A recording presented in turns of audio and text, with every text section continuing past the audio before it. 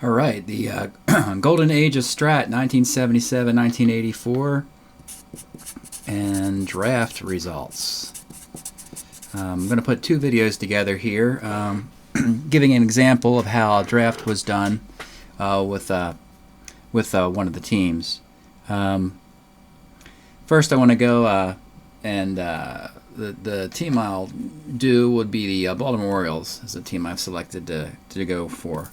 So in this analysis, I'll show how this team was built for the draft. You have a departure point, which is the 1976, 77, 78, 79 draft. And from that, you're going to end up with 8 players from 76, 6, 4, and 2 on the 20-man roster. 12 hitters and 8 pitchers. And of course, from the 1976, these cards will have to be removed.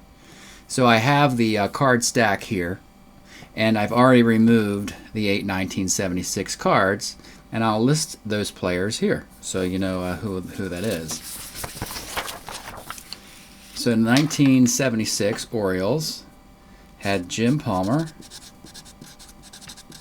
He was a pitcher who pitched 200 innings on the rotation. And then they had Tippy Martinez, who was a left-handed relief pitcher. They had, in their hitters, they had Brooks Robinson,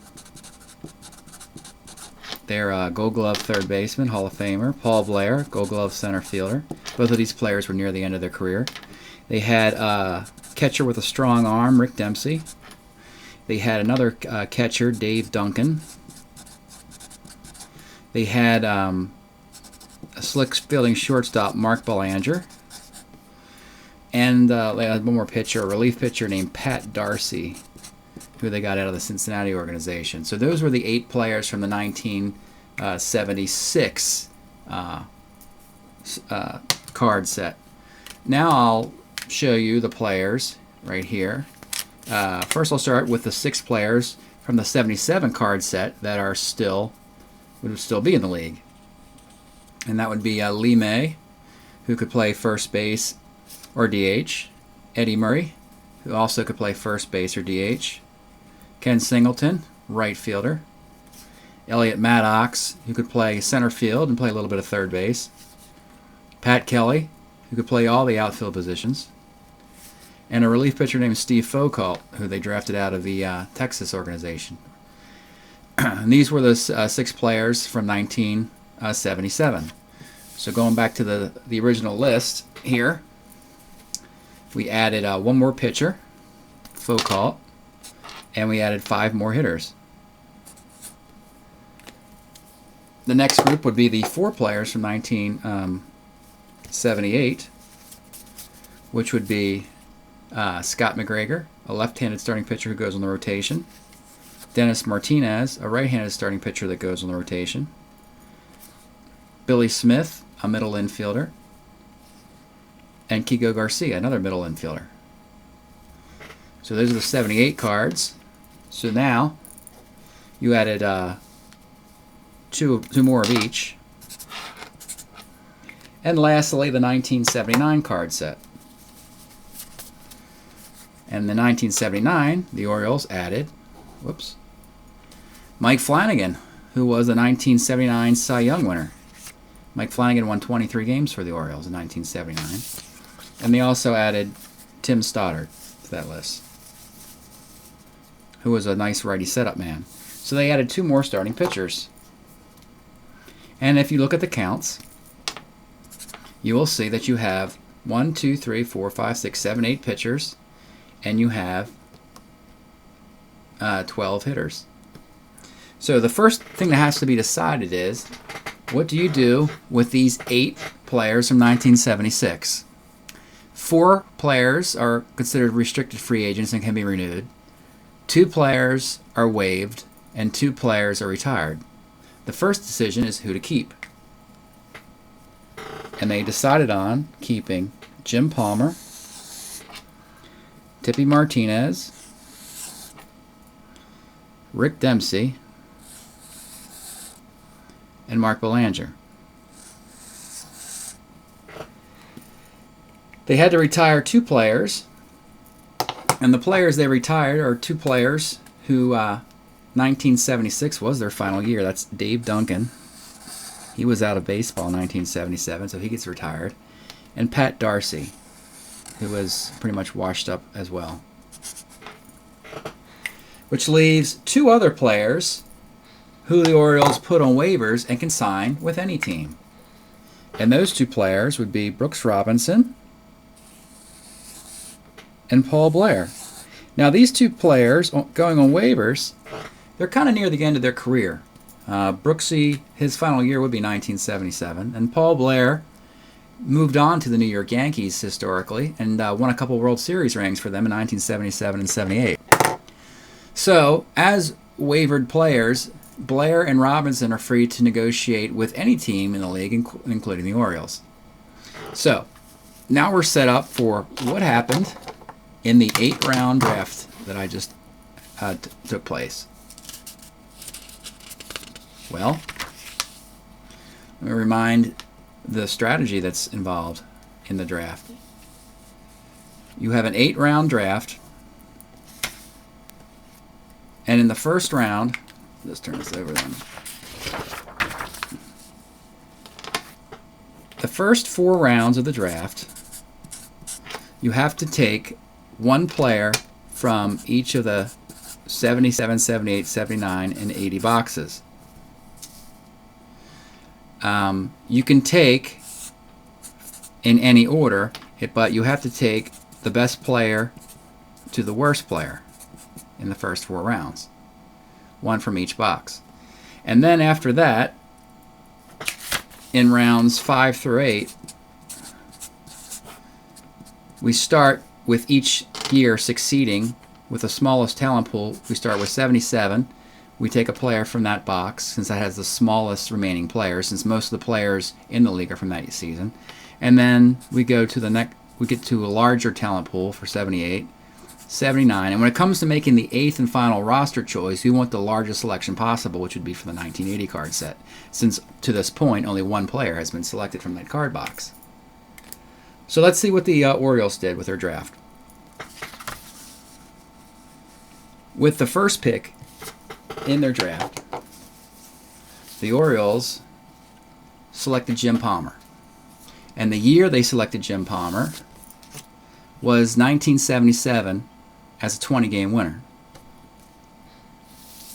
So in the second round, the Orioles, they took a rookie, not an actual rookie, but a rookie to my baseball league, John Lowenstein. And this is this 1980 card of John Lowenstein, where he hit .311 and played left field. So the first pick, let's go back over here for a second to these players. They took Palmer from 77. They added Lowenstein from 80. Put him down here. All right, and so they have to take a player from the 79 box and a player from the 78 box for their next 2 selections. Their next choice was Tippy Martinez. They renewed his contract, and his best year was in 1979, when he had an ERA of .288. A decent setup man or a decent closer. So he's 79. And then their last choice would be from the 1978 box. They selected Mark Belanger, known more for his defense. His contract gets renewed for the 1978 box. So where the first 4 picks, they renewed 3 of their 4 players. So the Orioles improved from within and only drafted 1 rookie in that group, and that would be Lowenstein. So in the remaining 4 picks, what the Orioles did is in the 1977 box, lo and behold, the Orioles, they went after and they decided to get Brooks Robinson. He was available to play for any team in baseball in the first 4 rounds, but he wasn't selected. He had very poor offensive numbers. He had 149. But the Orioles brought him back as a defensive third baseman. From the 1978 box, they selected a catcher, Joe Nolan. He, in 1978, left-handed batter, didn't do too well, hit .230 in the Atlanta Braves organization. But he was taken to basically replace the Dave Duncan role on the team. So that would now be Joe Nolan, filling in his hole in the roster. In 1979 box, they took Sammy Stewart. Good long reliever, 8-5 with a 3.50 ERA. And he basically takes Pat Darcy's role in the bullpen. That's Stewart now. And last but not least, the Orioles have one more pick. And it's right here, Rick Dempsey, the last player who they have the rights to. He had been protected, and no other team could take Rick Dempsey unless the Orioles gave him away or made a trade, which they didn't do. They waited until the 8th and final round, and they renewed Rick Dempsey's contract for the 1980 season. He's got a -3 arm as a catcher, and he had a pretty good offensive year. He had .262, 9 homers. So when that's done, you see how the draft went. Now, when you look at the composite roster, you see how this team is put together. You want to have basically 6 everyday players and 6 platoons on your roster. And the Orioles have a good job of putting that together. Let's look at their pitching staff for a minute. You've got Jim Palmer, Mike Flanagan, Dennis Martinez, and Scott McGregor. These 4 pitchers are going to be in your rotation. If you look at them, all of them, the number of innings pitched, they all had over 319 for Palmer. They all had over 200 innings. Focus is really going on there, isn't it? 60 innings. All 4 pitchers went on the rotation. So the Orioles decided to make Palmer the number 1, put him in the number 1 hole, Flanagan then the number 2 hole, and Dennis Martinez, the starter 8 in the 3 hole, McGregor in the 4 hole. Then in the bullpen, you already have 2 lefties, so you only have 1 more left-handed reliever on your team. And what the Orioles could do in that situation, since half of your rotation is already left-handed, you can put Tippy Martinez as your closer, make Tim Stoddard your setup man, and have 2 pitchers working long relief. 2 very good ones, by the way. You'd have Sam Stewart and you'd have Steve Foucault and Sam Stewart working in long relief. So now let's look at the 12 hitters and see how they work together. You've got Eddie Murray and Lee May as your DH first base alternate. Remember, back then Eddie Murray wasn't a good fielder quite yet, so he was playing a lot of DH in his rookie year. And then you have your 2 catchers, Joe Nolan and Rick Dempsey, and they can work in a platoon. So you see you've got 2 everyday players and a platoon at catcher, DH, and first. Now let's look at middle infield, second, third, and short. You've got Billy Smith, who can play second base and is a good switch hitter. You've got Kiko Garcia, a right-handed hitter who can play second and short. You got Mark Belanger and Brooks Robinson. Those are your 4 middle infielders. In this lot, your only everyday guy could be Belanger because of his glove or Billy Smith because of his switch hitting ability. But you have, and Brooks Robinson can hit left-handed pitching fairly well, but is a liability against right-handed pitching. So you need to find a third baseman somewhere else on your roster who could play some third base for you, which they have. In their outfield, they have a guy named Elliot Maddox who can play center field. He's above average fielding center fielder. Why is it not focusing now? I'll give it a second, I suppose. Computer doesn't like him for some reason. All right.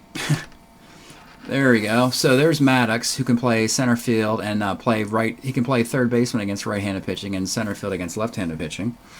And you've got Ken Singleton, who's your anchor in right field. And Pat Kelly can play center field versus right-handed pitching, while Maddox plays third base. And you have John Lowenstein, who could play left field for the team. And that's your that's how the Orioles are put together for this draft. The next video I'll do is how an expansion team is put together.